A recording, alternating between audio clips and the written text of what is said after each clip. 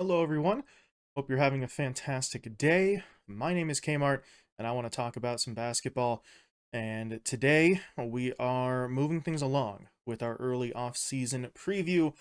We are once again asking a handful of questions of each of the teams in the league here heading into the off-season and free agency period as said teams sort of prepare for the start of the next season. So, we are getting down to the final couple of teams here on this list, but today we're going to be talking about the Charlotte Hornets. So, the Hornets are not in the best of spots right now. Not really on an upwards trend or competing in the way that they had hoped they would be. And obviously, there was some news recently that Michael Jordan is selling his ownership stake in the team. So there's a lot happening with the Hornets both on and off the court, and we'll try to address some of it here. But first things first, let's get some stats up on the screen for the Hornets. They end their regular season run with a 27-55 record, 14th in the Eastern Conference, 5th in the Southeast Division, and obviously they miss the postseason. So again, not great, but we'll take a look at some of their ratings as well in terms of offensive rating. Quite literally the worst in the league on that front in 30th. Their defensive rating was, by comparison, much better at 20th, still in the bottom half of the league, but not dead last. And that puts their net rating at 27th. So, again, not great, but at least not the worst there. They played with the 22nd highest pace in the league, and they had one of the lowest payrolls in the league as well at 28th. So at least they weren't spending a whole lot of money while the team was sort of struggling to get wins on the board. But we'll move along from some of the stats here for the Hornets to a few of their offseason additions and losses because there were or have been quite a few additions here. They all came, though, in the draft. The Hornets have really not been making much noise in terms of trades or signings or anything of that nature as of right now. But we'll take a look at who they did add in that draft. They got Brandon Miller with the second overall pick. Also picked up Nick Smith Jr., James Nnaji. There's two N's in there. That's not a typo. Not really sure if you're supposed to pronounce both of them, but either way, they pick him up as well. And they also get Amari Bailey, I believe, in the second round. So, some young guys being brought in. Obviously, Brandon Miller is the headliner there, being the second overall pick. But, you know, three or four guys who the Hornets feel can help them get somewhere because what they have on the roster has been a little bit underwhelming, I guess we would say. But those are the additions. In terms of the losses, no one yet officially. Um, there is some sort of talk about guys like PJ Washington, who's a restricted free agent, Kelly Oubre Jr., also an unrestricted free agent for this team. So rumors have been swirling about whether those guys are going to be sort of re-signed or held onto, but as of right now, we don't have a definitive answer to any of those questions. So we move from those questions to some more team-oriented ones here. Question number one for the Hornets is it time to be done with Gordon Hayward? Now, ever since Gordon Hayward's just gross, horrific injury, I mean, if you remember it, it wasn't fun. If you don't remember it, don't go looking it up because it's kind of nasty. But ever since that injury, he hasn't really been quite the same caliber of player that he was, you know, back in his days with the Utah Jazz, where he really sort of cut his teeth as a scorer. His production in terms of points and rebounds has gone down in each of his seasons in Charlotte, as has his 3-point percentage. And honestly, he just doesn't feel like the same sort of reliable scoring option that the team had hoped that he would be when they first went out and got him. Uh, he has also, unfortunately, missed at least 30 games per season since he joined the Hornets, which is not entirely his fault. Obviously, players can't always control when they get hurt, but it still kind of sucks for the team considering the amount of money that he's making. So, yeah, that brings us to the big issue here and the reason why we're sort of asking this question. He is set to make $31.5 million this season, and the Hornets may not want to sort of pay that amount, especially when you consider Kelly Oubre Jr.'s situation. He is a free agent, so there's no guarantee they bring him back, but he plays a similar role in kind of the same position. They both kind of mostly play small forward, maybe the occasional shooting guard, but that sort of 2-3 kind of role. And it feels like at this stage in Oubre's career, you would probably have an easier time coming to terms on a long-term deal or an extension with him, and presumably for cheaper than the $31.5 million that you're set to pay Hayward. So, do you want two guys who are doing the same thing when one of them isn't really giving you the production that you're hoping for the money that you're paying him? Of course, there's where we have some good news for the Hornets, because they are projected to have a fair bit of money under the cap moving forward. So if they're looking at how much money that they have available for re-signing or extending guys like Oubre Jr., like LaMelo, like PJ Washington, they shouldn't be in too much of a financial bind trying to keep all of those guys long term if that is their plan. They should have the space to do so, but that kind of cap space, that kind of money to spare, could also mean that the Hornets don't really care as much about Hayward's contract. That $31.5 million is a lot of money. It's also the final year of Hayward's contract, if I'm remembering correctly. So he is on an expiring deal. So maybe you don't care. Maybe you just eat the last deal of his contract and then you either let him go in free agency or you try to talk to him about a new deal, maybe for less money.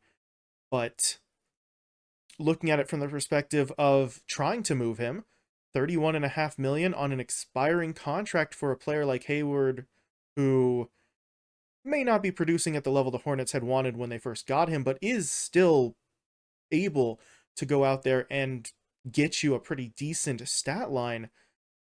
That's an asset to potentially dangle on the trade market, right? That is the kind of player a team could pick up if they say, we'll take this guy, $31.5 million for this season, but we're not going anywhere, so we'll eat that money, get it off of our books, and work with, Hayward getting us double-digit points a game or whatever he can contribute just for 1 year. So if you're the Hornets, maybe you can afford to just eat his contract yourself, but it also would be kind of foolish for them not to do their due diligence and see if maybe there are assets that they could acquire for a player who never really fit the position that they had wanted him for in the first place. But we'll see if Hayward is someone that they do look to move or at least try and sort of gauge interest in. But that brings us to point number 2 here for the Hornets. Is this team looking to bring Miles Bridges back to the roster? Now, this one is going to get controversial very quickly, so I'm going to try and keep it relatively short here. Miles Bridges is eligible to return to the NBA. I believe he's still suspended for like 10 more games at this point, so he would not be immediately available right from the start of the season, but he is technically eligible to sign with a squad for the 23-24 season. I think that both the Hornets and Bridges camp did the right thing last season by just sort of letting that qualifying offer expire, because honestly, both sides had other much more important things to be thinking about rather than contract negotiations, right? Putting aside the morality aspect, the ethical aspect, which I know is already kind of asking a lot, but we're just going to tackle this from a purely basketball perspective. Do the Hornets think that bringing Bridges back will help them as a team? You would have to question, where he's at physically. I'm sure he was at least sort of doing his best to stay in shape after missing a year of NBA play, but it would still have been over a full season since Bridges played at a professional level. Now, prior to the suspension and him sort of being away from the league for a bit, he was averaging 20.2 points per game on 49% shooting from the field. He was also averaging about 7 rebounds and 3.8 assists per game. Those are solid numbers. And this is part of the reason why his suspension kind of hit them hard and partially led to where they are now, because they lost a guy who they were looking at as the number 2, number 3 option on this team. And then he does something very, very stupid and very, very not good, and ends up sort of getting himself not quite kicked out of the league entirely, obviously, since we're talking about him, but in a position where he could not play. So here's the thing. If they bring him back, you will have some concerns, just character concerns, right? Because he's already kind of done one very bad thing one time. There's no guarantees that he is now on the straight and narrow, right? But even if you're just looking at it from the basketball perspective, it is possible that they can account for his numbers and his statistics with some of the guys that they already have. I talked about it earlier, Kelly Oubre Jr. and PJ Washington as two guys who could maybe sort of fit the small forward, power forward kind of position. Obviously, they would have to re-sign both of those players, but I think that their production, especially if you could combine them together, could fill that sort of hole. And then, even not looking at those guys, if Oubre Jr. or Washington aren't re-signed, you ended up using that number 2 pick on Brandon Miller.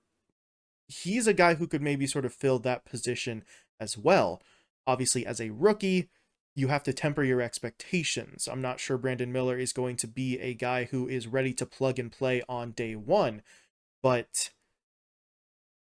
should the Hornets expect him to, right? I don't think this Hornets team is looking to double their win total from last season, so this could be a scenario where they're looking for marginal improvement, and in that case, Brandon Miller could be inserted into that spot in a scenario where they would like for him to adapt quickly, but they're also prepared for him to not, if it takes more time for him to develop. So that's the argument for me. I understand if they want to bring Miles Bridges back, but I think that they could be okay if they don't. And if you don't, you do sidestep the can of worms that will be the PR situation with him. So, that's my 2 cents on that front. But we move along to point number 3 here for the Hornets. And point number 3 is a little bit of a rough one. The point is, just for God's sake, just get someone who can score some points for this team.